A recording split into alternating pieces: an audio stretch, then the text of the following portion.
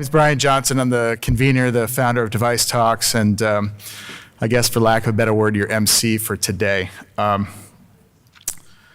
know, a lot of hard work went into creating this event, and it's a joyous day in terms of that, but I think we would be remiss if we didn't think for a moment about the tragedy in Las Vegas last night. We are a community of innovators, but we're also a community of healers.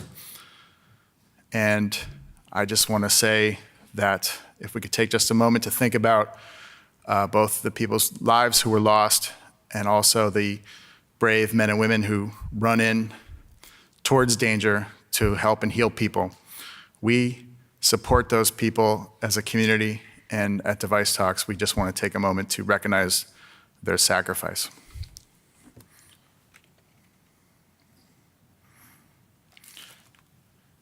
So, Device Talks is in its 6th year. So we started this event in 2011, and I'm really proud to say that this is the largest show we've ever put on. We have doubled our attendance, we've doubled our exhibitor network, we've doubled our program. And we've done that with the hard work of all of our sponsors and supporters, our community who has helped bring us here. I want to take a moment to thank our platinum sponsors, NPR, Greenberg Traurig, Protolabs, and Minitronics. The program today begins with our Speed Equals Innovation panel, which is supported and sponsored by Protolabs. And then I would like to ask you to please stay in your seat. We're going to have 2 plenary sessions back to back. Our second session will begin right after, and then we're going to have a networking break at 10 o'clock to 10:30. I am just so thrilled to be able to bring this program to you. My hope is that by the end of the day, your head is spinning, your pockets are full of business cards, and you're going to be making terrific new connections. So from me and our group, we just want to say welcome and thank you. And now I'm going to turn the microphone over to Bill Betton, and he's going to take us through to on our first session, Speed Equals Innovation, but how do I do my job faster? Thank you.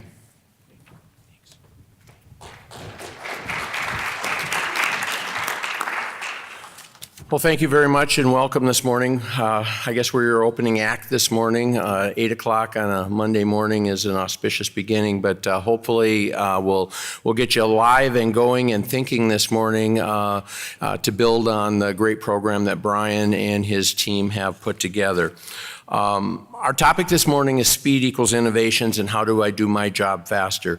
My name is Bill Betton. I'm the Director of Business Solutions for Nortech Systems. We're a contract design and manufacturing firm located in the Twin Cities. Basically, we help people build products. So our job is all about helping people get things done. And we do med devices, so it's a great focus area. And it's my pleasure this morning to be joined by a great panel, a variety of individuals with strong background in this area of product development. I'll do a quick introduction on a couple of introductory topics. We're going to dive into this. It's going to be an interactive forum for us up here, but we're going to save about 10 minutes or so for you in the audience to ask questions at the end. So please do save your questions up, and unfortunately we'll be going right into the next panel, so if you want to catch any of us, please tag us and move the conversation outside, but I know that all of us will be happy to talk to you as well.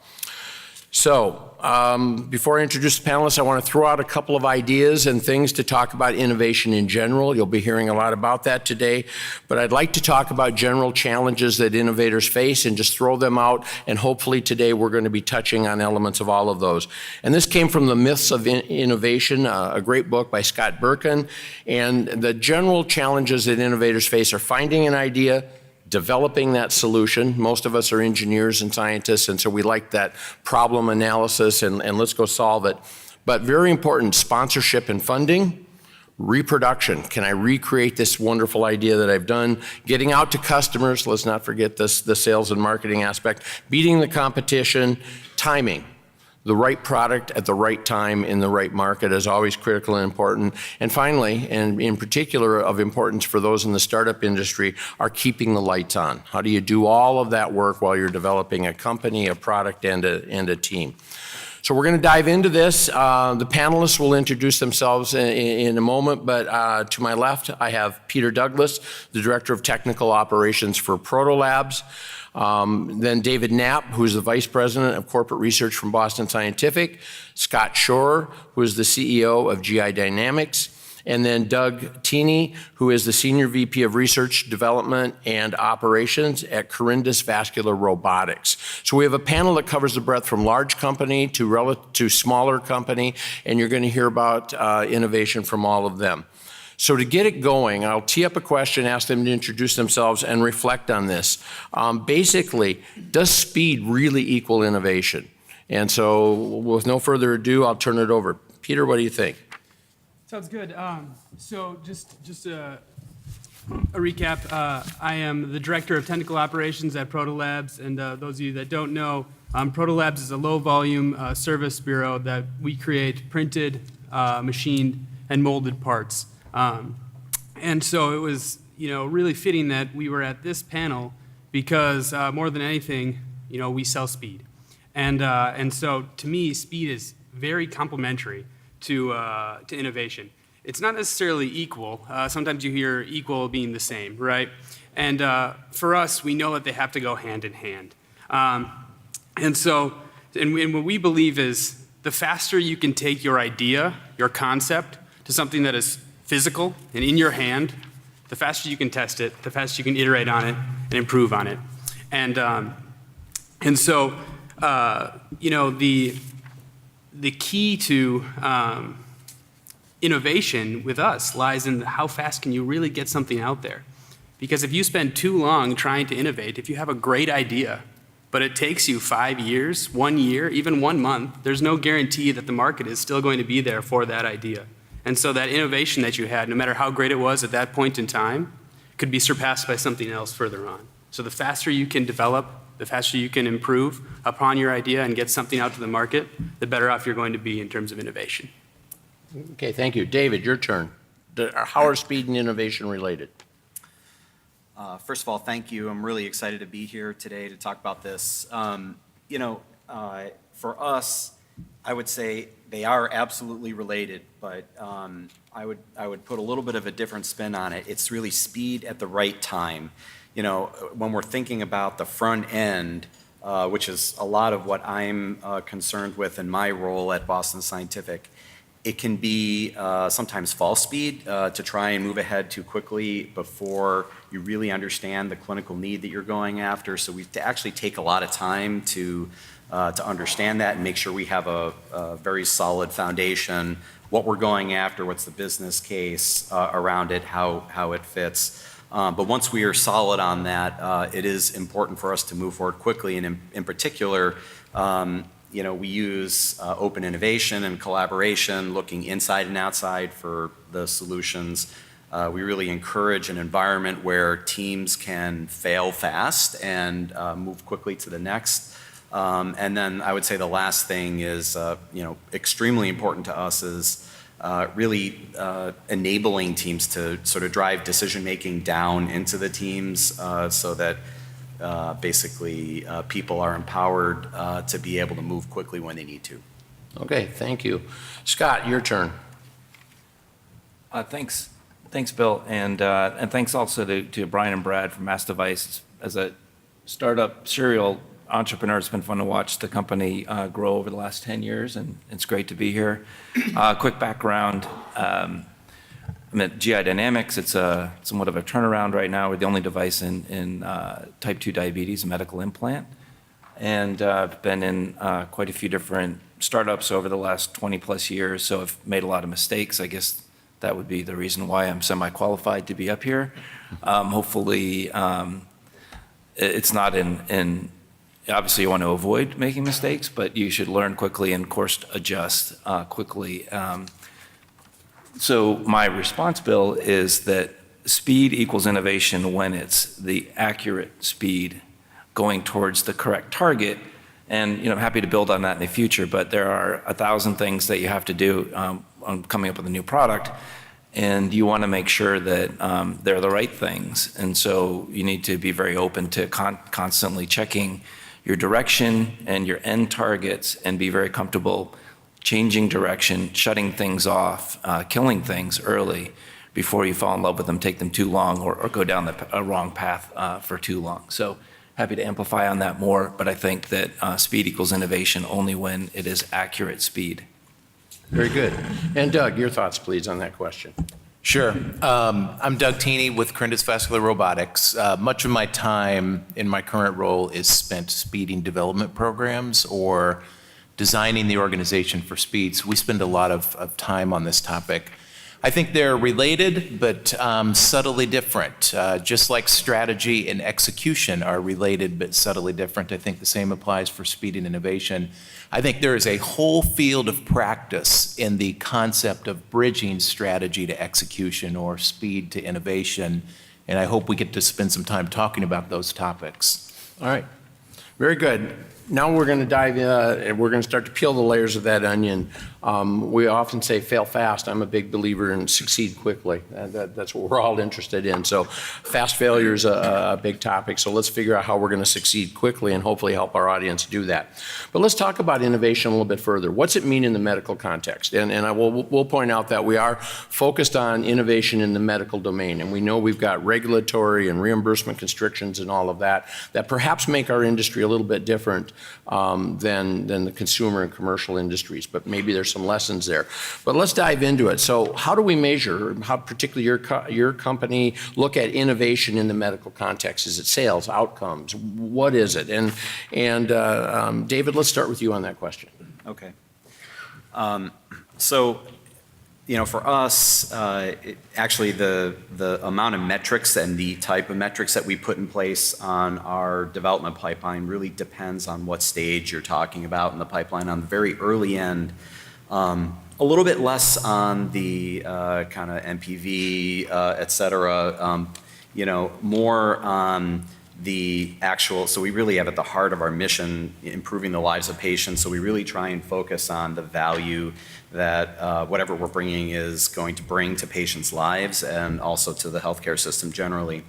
Whereas when you're talking about later stage development programs that I've been involved in, that's when the metrics really begin to kick in hard, and you got to keep checking back on the value to, you know, multiple stakeholders, including, you know, not excluding what I just mentioned on the early end, value to the healthcare system, but also to the company, to, you know, is what we're doing make economic sense, et cetera. So it really depends on what stage you're talking about. Okay, Scott, from your perspective, obviously, as you said, reinventing a smaller company and doing that sort of thing, what are your thoughts? How are you going to measure it? Is it survival? Is it a new product? Is it a revolutionary new treatment? What are your thoughts on innovation? Thanks, Bill. So I was nodding and agreeing with Dave the entire way. It all starts and stops with clinical impact, and you hear unmet clinical need, but at the end of the day, your product has to create a significant impact clinically and help patients in a manner that's, you know, hopefully differentiated, unless you're talking about a line extension or a product tweak. You know, I think we're generally talking about new innovation here. So it starts and stops with clinical impact, and then it has to have, and I'm an engineer by training, so go technical for a second a little bit, but there are maybe 100 things that have to be a binary one in order for the product to succeed. So can you get it through regulatory? Will somebody pay for it? Can you make it, we were talking about COGS earlier, and complex products, can you make it with a healthy margin in order to allow you to make money, and by the way, also attract capital so that you can stay alive long enough to bring the product to market? And then can your sales team sell it? Do you have intellectual property to protect your area from other people infringing on and copycatting you? So all of those things need to be a binary one. If they become binary zero in any of those areas, then you might be dead. So starts with clinical impact, but then each of those additional items has to be online, otherwise you don't make it. Very good. Doug, same question? Sure. I think you almost have to be for the entry price, I think, is a patient outcome these days. And our experience on the second critical measurement of success or barrier to success is economic benefit. The hospitals, the buyers, the administrators have become such a prominent factor in deciding whether or not you sell a new or novel product. We've kind of got this binary lens toward you have to have a patient outcome to get entry into the door, and then you have to have a pretty solid business case on why a product is good for hospitals, good for administrators, in addition to being good for the patient. So we kind of start with that definition of success, and then similar to how Dave mentioned, along the way, we work on different levels of metrics from, can we, in the early front end, can we patent it? Can we at least get a provisional in? Can we get specific claims to the development phase of can we get it developed in time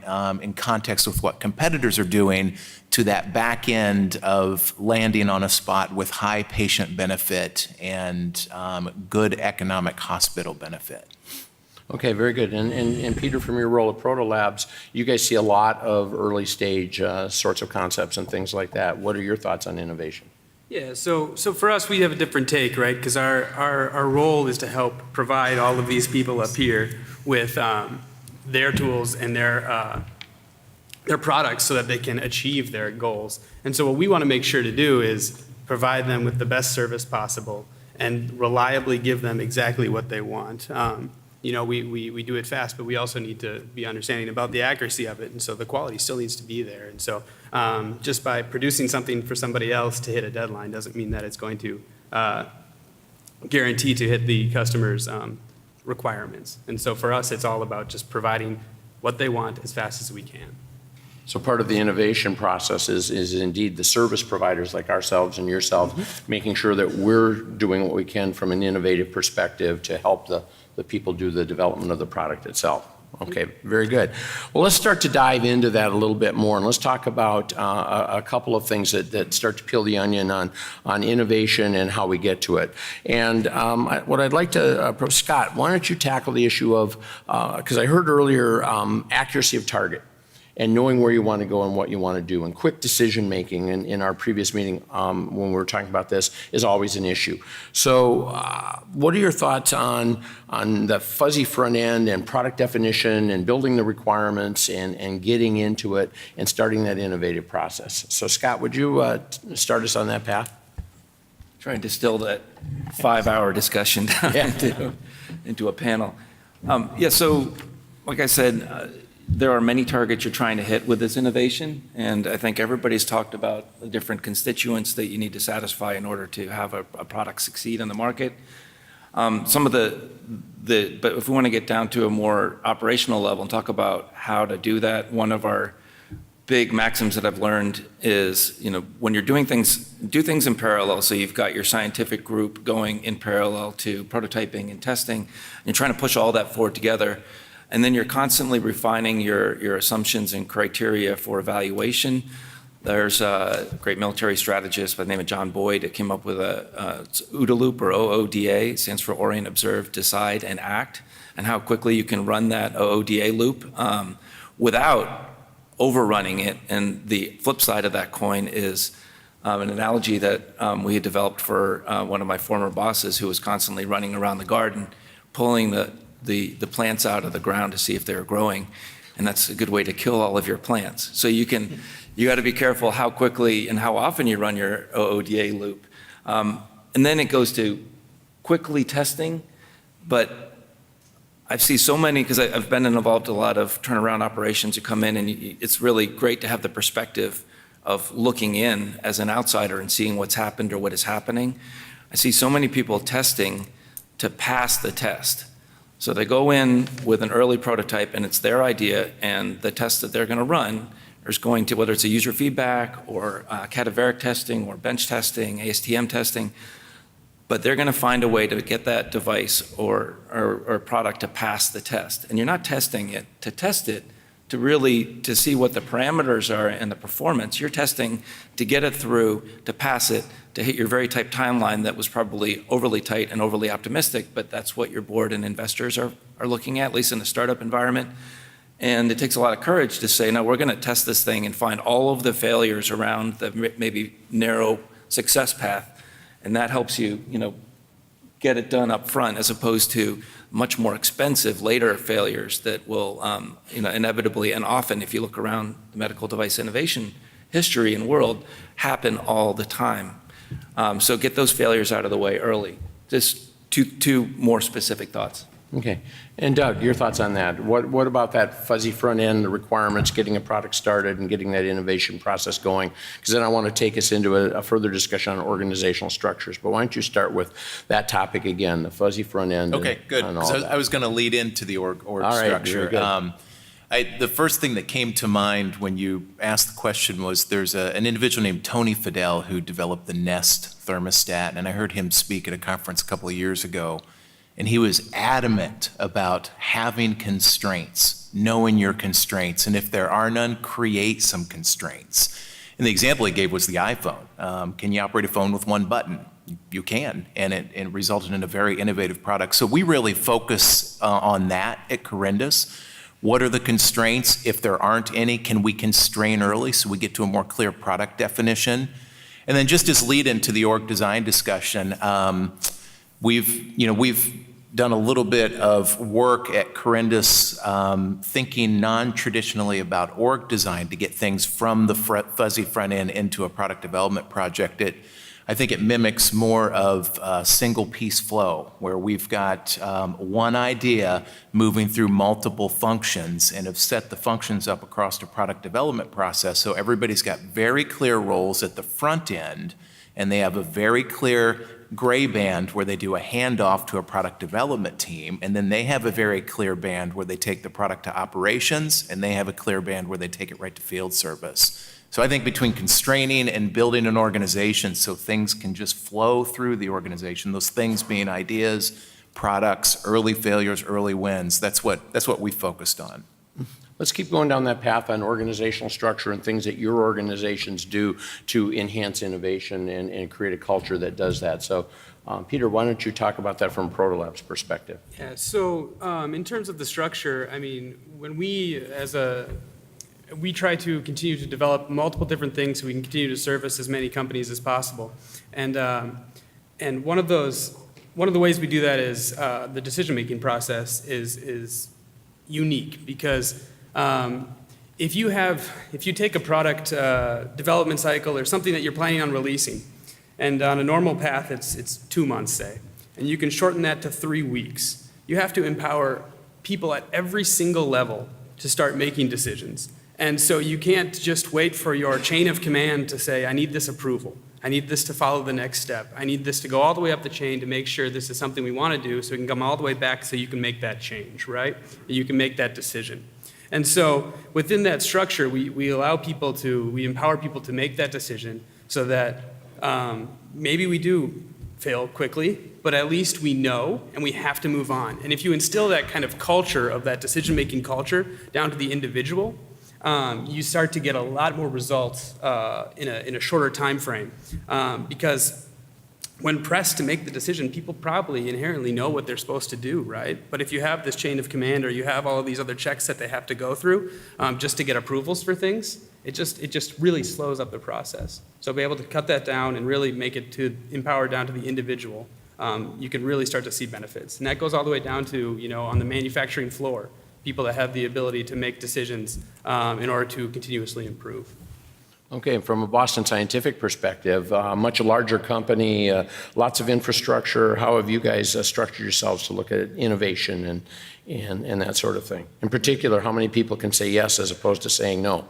Yeah, no, it's a great question. And that for us, a lot of times you think about a big company, the structures and frankly, sometimes the quality systems that we have in place, can be, especially when you're talking about the front end, move quickly through some early stage concepts. So what we've done is We really try and create, but we still need to be able to actually compete on the front end with smaller entities that can move very quickly. So what we do is we actually try and create that environment within the company. We have small teams to start out with that are highly empowered. So I loved what you said about that. I mean, absolutely fundamental to success for these teams, but they're also very diverse. They tend to have the engineering talent as well as paired with the business talent. And what we usually do on the clinical side is we try and collaborate externally. So we're working with providers that are either geographically co-located with us or just expert in the area and are very collaborative to be able to really define those early stage requirements that you talked about before. So this kind of a structure of what I would call pods, essentially within a large company, have basically allowed us to be able to do the work in a way like a startup. Okay. And Scott, structurally, how have you guys looked at it, and what are you doing? Anything special in the organizational structure or anything along those lines? Yeah, Bill, I think, and I obsess about company culture, so I don't think we have any revelation in terms of a specific org structure. I'm agreeing, again, I think we have a very agreeable panel here with each other, but down the line, I'm a big fan of cross-functional, decentralized teams that are empowered. So having the right people on the project who all feel empowered to make decisions and to bring the product forward or the program forward. So, but I think the key word is empower. You can structure teams creatively, but if they're not empowered to think for themselves and think for the benefit of the program, and if the company culture doesn't reward people bringing failure forward and only rewards people bringing success forward, and it's a very subtle thing. It's not what you say in your company, all hands meetings. It's what you do every minute as a leader. Are you empowering your teams? Are you rewarding people who bring negative news forward? One board member I've had in the past said his way of judging the success and future success of a company is how quickly bad news travels through the organization and up to the board. So there are going to be 1,000 failures. How quickly are they recognized at the team? How quickly are they then communicated up to the leadership so that you can deal with it as opposed to hiding it? And some things that I've seen in different companies, one large company, the opposite of empowering here, this is a Boston headquartered company that's no longer here, but during some very difficult compliance period, we're telling all of their employees, just kick the ball in front of you. So in other words, keep your head down, don't notice all of the bad things that are happening, and just kick the ball in front of you, the opposite of how I think it should be run. I saw another company where the clinical evaluation teams for a pivotal trial in the US were told, go qualify this site, not evaluate the site and see if they should be a clinical study site. Go qualify them. And that's a horrible message to your team because you're basically telling them to override all of your quality processes for evaluating and potentially accepting that clinical site and just telling them to ignore everything and bring that back. And those types of things destroy a culture of empowering people to do the right thing. I think then that leads to people, your best people who want to work in an environment that is positive and empowered will leave. And then it's much more difficult, obviously, to have that kind of culture work in that environment. We've basically destroyed the trust that is necessary. So that's... Okay. Let's take a quick look at where innovation's coming from and that sort of stuff. I worked for 3M and we had a famous policy of 15% time to go explore and do whatever you wanted and that sort of thing. And we usually found that 15% was added on top of the 120% that you were doing during the week as well. But where's innovation coming from today in your companies and what are you seeing? I'm going to throw this open to anybody who wants to comment on it. Is it coming from the individual? Is it coming from within your company and well-structured R&D plans? Is it serendipity? Where's it coming from today? Is it coming from companies that you're going to acquire? For example, a couple of you have companies that you tend to acquire and do that. In the medical world, that seems to be happening a lot. So let's talk about that open question. Where's innovation coming from today? The individual, startup company, well-structured plans with 5-year integration? Caffeine. Caffeine. We used to feed software engineers Cheetos and Mountain Dew, but that works as well. Thoughts? Open up. Go ahead. Yeah, I'll start, Bill. We don't have the cash to buy ideas. So we're forced to have to go after our own intellectual property, our own innovation process. It's been a really interesting lesson learned for me to watch what's happened over the last couple of years. I think that the company traditionally took sort of a group brainstorming, group think approach to innovation and to planning. We still do that, but my observation is that there is so much value in allowing individuals to think independently and then come to the group with those ideas formulated. There's a book I've been greatly influenced by an individual named Susan Piver. It's Quiet, and it talks about the difference between extroverts and introverts. And it's a very informative book, very entertaining if you get a chance to read it. But that was a point that she made in the book, that much of our innovation comes from introverts or individuals working alone and bringing those thoughts to the group.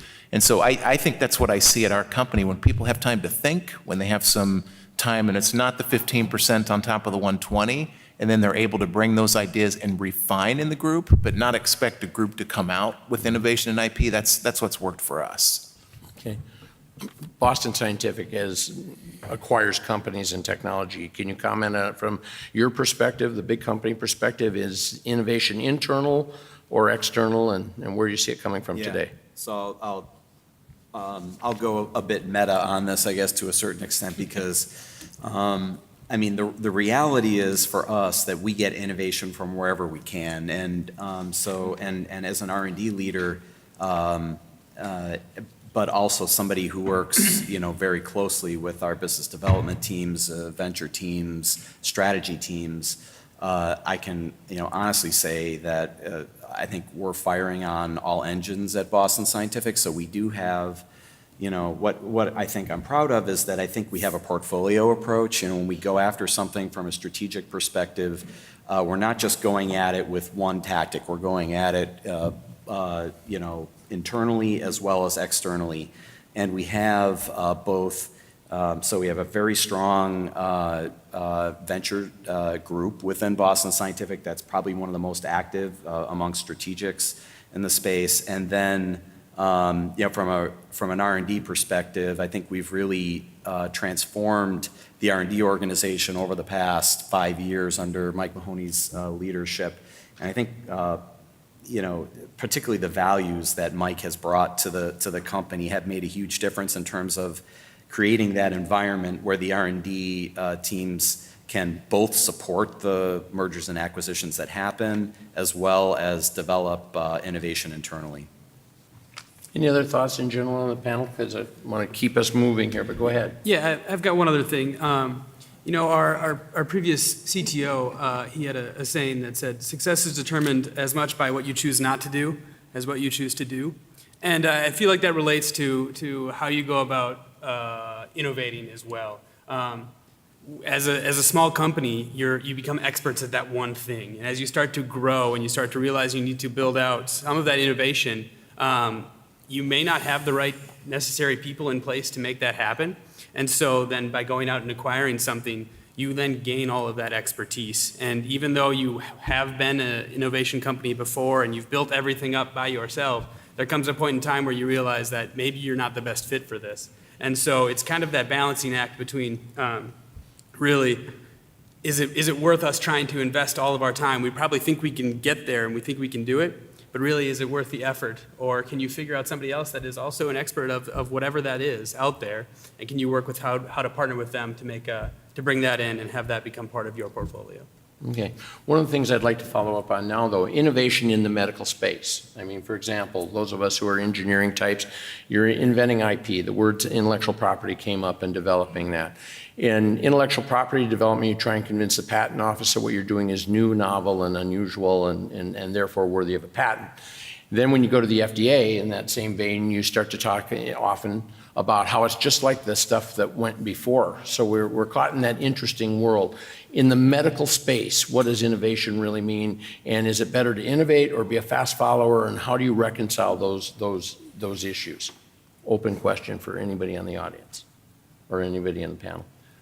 Well, Bill, the first distinction you mentioned, that is a conundrum for innovating in a 510K, if we're talking devices. So Class 2, 510K. If you have the ability to raise capital and go after a Class 3 device for a PMA, then you don't have that issue. Right.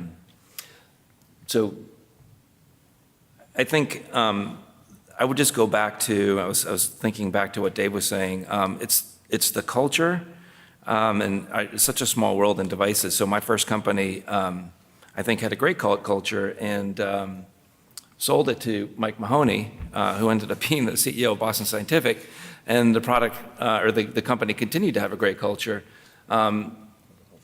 Global Healthcare Exchange, right? So CentureMed to GHX back in the 90s. So with regards to intellectual property, one of the things that we've had to do, and again, we're very much focused on usually a product at a time at a startup, not a huge portfolio approach like Boston Scientific, is you have to go in tactically and really work with your engineering team who will only try and, I've seen this many times, try and put forward the idea that they think is the best idea into your filing process for patents, where things that are falling on the cutting room floor also could be phenomenal IP, and even though they're not your preferred embodiment, if it's 5% different than your preferred embodiment, you should still go seek that approval. So I know that's a very tactical approach, but working with your engineering team, which is often very logical, and then taking that and pulling it as much as possible to get broad coverage into your patent portfolio is usually an interesting conundrum. Other thoughts on the panel? You know, I was thinking about your question about, there was a lot in that, by the way, but I think I'll Sorry. focus on the IP part. So for us, I think, I mean, IP is extremely important to the company, and we generate a lot of IP, et cetera. However, I kind of personally, I take a bit of a broader view to intellectual property, especially these days with the importance of digital health and other, I mean, intellectual property is, I think, more broadly defined, and the way that you essentially either enable, or protect, I guess, what you're doing is much broader than just patents. It could be an algorithm. It could be that's based on, a ton of data that has been collected that just is not available to somebody else that you might be competing against. Or it could be just the understanding that you've gained or other hurdles that you've built up, whether they be from a regulatory perspective or otherwise. So I think that intellectual property should be more broadly defined than just patents. And for us, that actually is a concept that we find liberating, so that it allows us to be able to move forward in cases where maybe, at least the legal point may not be clear initially. So. Okay, and Doug, from your perspective, innovation or fast follower, and what's that mean from a company size perspective a little bit too, organizationally? What are your thoughts? Yeah, and I just want to comment on what Dave said. We still will try to patent our algorithms. We're going we go, I think being very aggressive on IP is very smart. So I vote fight the good fight and innovate. I think probably most of the people on this panel aren't by genetic makeup fast followers. You do create a little bit of a problem for yourself at the back end when you've got something novel that you're trying to convince regulators is safe, effective, and needed by the medical community. But I think it's a great fight to fight, and we're exploring every avenue we have for bringing novel technologies to the FDA right now. One example is they've got an early feasibility program that we're studying intently and trying to figure out how to navigate that as a means to bring something novel to the agency. They're reaching out to us with an early feasibility program. We're reaching back and saying that's great because we're gonna bring new ideas. And I love what the auto industry is doing. They're gonna shape regulators by just getting it done. And so if you look at what Tesla's doing right now on autonomous navigation, regulators are having to respond with levels of automation, rules for submissions, how they're going to handle a capability that will land on their doorstep, whether they like it or not. And I think we will all benefit from that unfolding in the auto industry. Very good. Any other thoughts on the panel on that issue? Go ahead, Scott. I would just add to that if you're generally truly innovative and not a fast follower, and I can't answer the question whether it's better to be one or the other, because situation dictates, and all of us are in such different fields. But if you're going after a Class 3 device in the device world, then you're probably innovative because you're not in a 510K world. One of the big things that we don't talk about, and I'm on the board at AdvaMed, and it's something we talk about often, is the destruction caused in our healthcare investment ecosystem by the huge valley of death that occurs after regulatory approval before you can get reimbursement in the United States. And in Germany, there's an NUB payer system that if you're a new technology, they'll cover the cost of the delta between their DRG and the cost of the procedure for a few years while you build up reimbursement support. In the US, we don't have that. And it's wiped out a whole class of VCs that invested in ABC rounds in the 2000s. They couldn't get their returns, and all of these new companies that are basically round to round had to go out and raise a D and an E round, and these are very nasty letters when you're talking about venture rounds and an F round, because your ABC guys got crushed. They then can't go back, show returns, and raise another round. So staying focused on reimbursement at the end of it all is critical to survival, and it's why we think that there's somewhat of a pipeline issue in the U.S. right now with medical device startups. That's why Israel, Ireland, Singapore, India, China, who are putting a significant amount of state-sponsored innovation in place, are starting to pick up and are going to kick our butt soon unless we were able to fix that. So the reimbursement piece for novel technology is an unsolved problem right now, and it's caused significant damage. Let's talk about the other end of the investment spectrum, because you touched on that. And in today's world, I mean, it seems like the money goes to the software development gurus out in Silicon Valley and that sort of thing, as med device-oriented folks and focusing on delivering value and all of that. What are your perspectives on where the money's going and how it's fostering or not in the innovation that has to happen? And I know that's particularly important to smaller companies and that sort of thing. So, Doug, do you want to start us on that? Any thoughts on that in particular? Yeah, can you be just a little more clear what you're looking for there? In the investment community, risk reward and innovation. So where are we funding innovation today? We touched on organizational structure. We touched on the smaller startups. Scott just mentioned the reimbursement issue, which is kind of the back end. Move to the front end. What about money? And on the front end, where's it going? How are we fostering innovation in the medical community today from a financial perspective? Yeah, that's a tough one for me. You and I talked about this because I sometimes feel like they conflict. Sometimes you need white space to innovate. You can't be hyper clear about milestones and about finish dates. And I think a lot of times when an investment comes in an innovative product, they're looking almost immediately to when the launch date is. So we have to do a lot of, there's, I think, all kinds of sources that you get investment from. I think for us particularly, the private equity and public investment market has been tremendous for us. And we just have to really manage that on making sure that we're clear about milestones and about sub-milestones and expectations around an investment. So I actually find the two conflict a little bit when you're talking money and innovation. And it takes some great care to manage the interplay between the two. You need it, but it's tough to manage. That's right. Any other thought? Go ahead. Scott, did you have something you want to say on that? Well, where is it going? If you look at the data, I don't think it's going into device right now. And if you look at the number of large VCs that were historically device VCs that are no longer device VCs, either they're no longer a VC at all, or they've moved out of early stage device investment.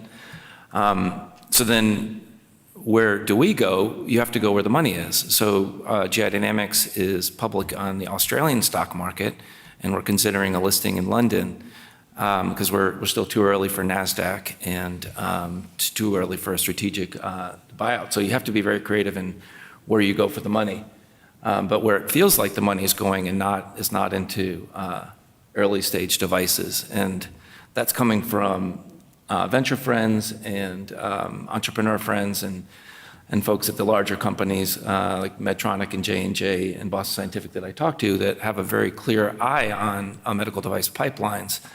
And they're seeing things that are languishing at the early stage of the pipeline because there's no capital taking the devices to the point where they're developed, where they would be a strategic acquisition target, right?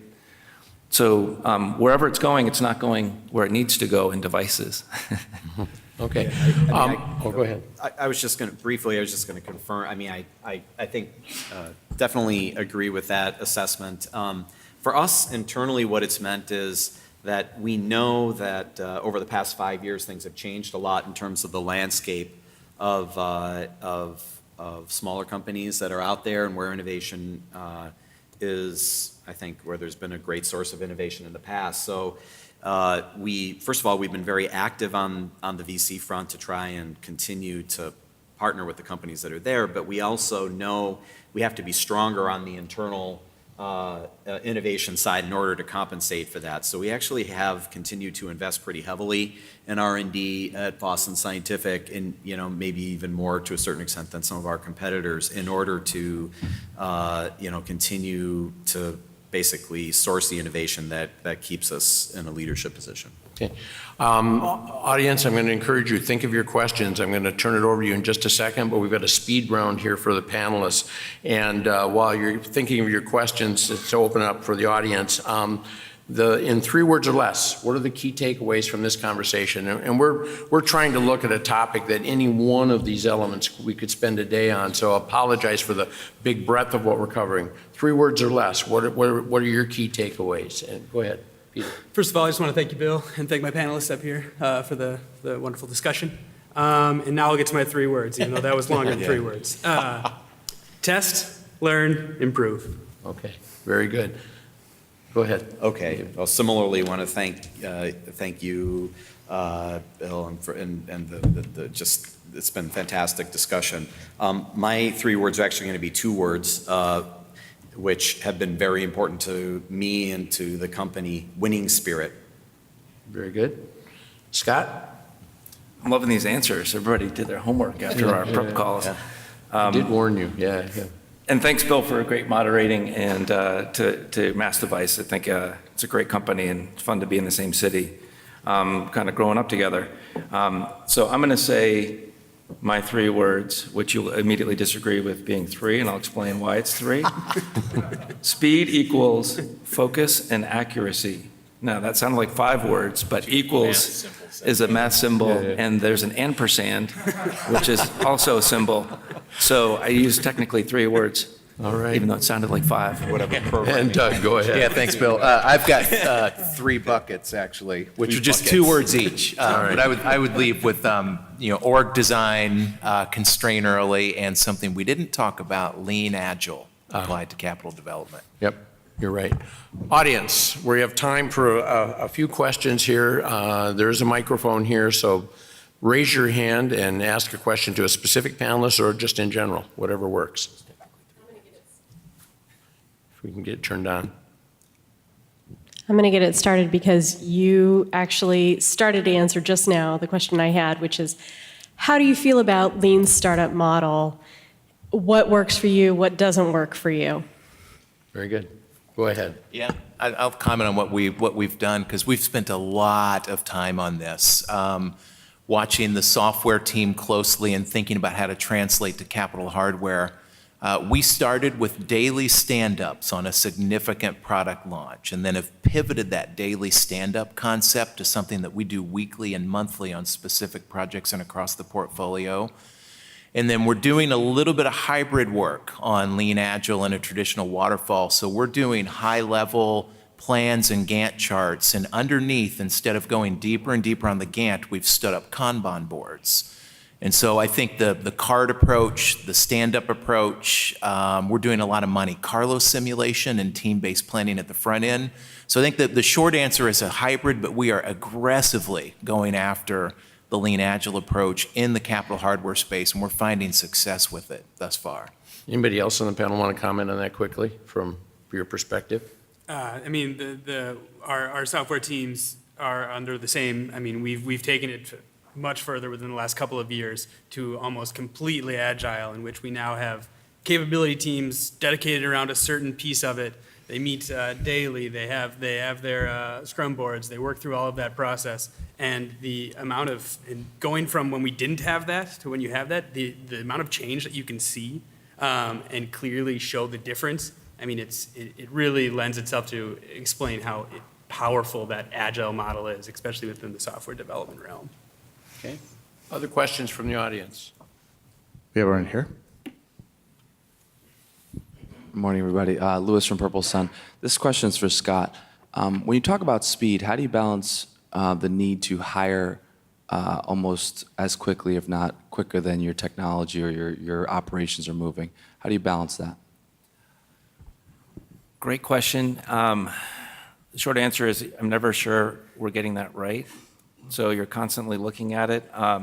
My answer to Lean was, one, I was going to thank Doug, and I wish my whole company were here for them to hear how simple our job is compared to the product that you're developing. So whenever we're complaining about how hard things are, I'm going to think of you. Thank you. Yeah, we have a weekly or biweekly executive team meeting with HR, and we're constantly looking to balance our staffing needs to the needs of the organization, and being very creative. And because we have very little capital, and we're extremely lean on an operational basis, looking at ways to solve problems that don't involve full-time hires. And so constantly looking for contractors here and there to fill in spots, and then it doesn't obligate you to a long-term spend. Also allows you to evaluate the skill set of somebody and see if they fit, and then you can always expand the role into potentially full-time hire. So that is really a weekly discussion, and we adjust it very rapidly, including where someone's not a fit, removing them from the organization. So, but we're constantly looking for the right pieces, and I think it's just a constant evaluation. No right answer.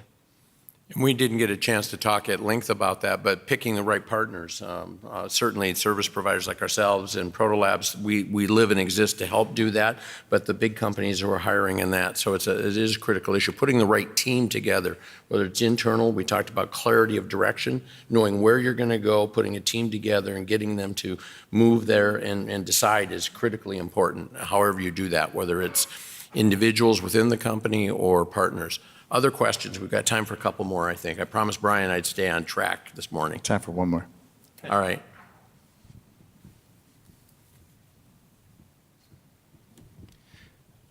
Hello, Oscar Ford, Pray Email Automation. So we talked a lot about front end, fuzzy front end, research and development aspect of it. I think Protolabs takes it to the prototyping. At what point do you transition over to the thoughts about mass producing? Because ultimately the success is going to be getting the product out there into the public. So is there any part of this upfront process that includes manufacturing? Yeah, I'd like to address that initially and then throw it open to the panel as well, because I represent contract design and manufacturing, and most of my career has been product development. And there's an old saying, sooner or later you shoot the engineers and ship the product. Manufacturing engagement is absolutely critical early on, and the partners we partner with and the best success we have is when we're having that discussion as early as practical and as possible, whether it's analyzing how you're going to bring it to market, what you're going to do. So you're right, we focused on the front end, but in order to get it out, you've really got to bring those people service, support, manufacturing as early as possible into the cycle. And we typically see that even maybe right after the concept phase or as part of that, but moving into your prototyping. Anybody else? Yeah, just from a BSE perspective, I can say that structurally, we're set up to be able to I think, optimize that. So I actually, as an R&D leader, I actually report into the global operations team. So I have a lot of shared connections with our operations leaders across the company. And basically, R&D co-located with our manufacturing sites is really the most effective kind of structure that we have. So we really have operations representation almost from the very start of these of the front end projects, but it gets very strong, very fast. And usually the tipping point is right around when we've kind of shown that it works, and usually for a device in preclinical, and we're getting into more of the clinical phase. That's when it really ratchets up. Okay. Anybody else, real quick?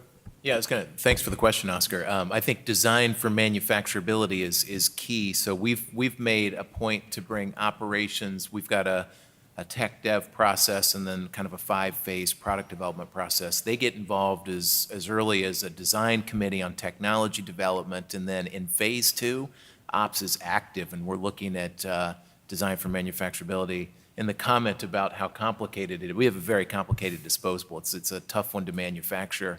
But we get it done. So part of our innovation is to simplify and to think about how can you make a component of the robot more manufacturable, easy to assemble, higher tolerances. We work a lot with Protolab right now on our current disposable, but it's critical for us to think about the back end at the front end.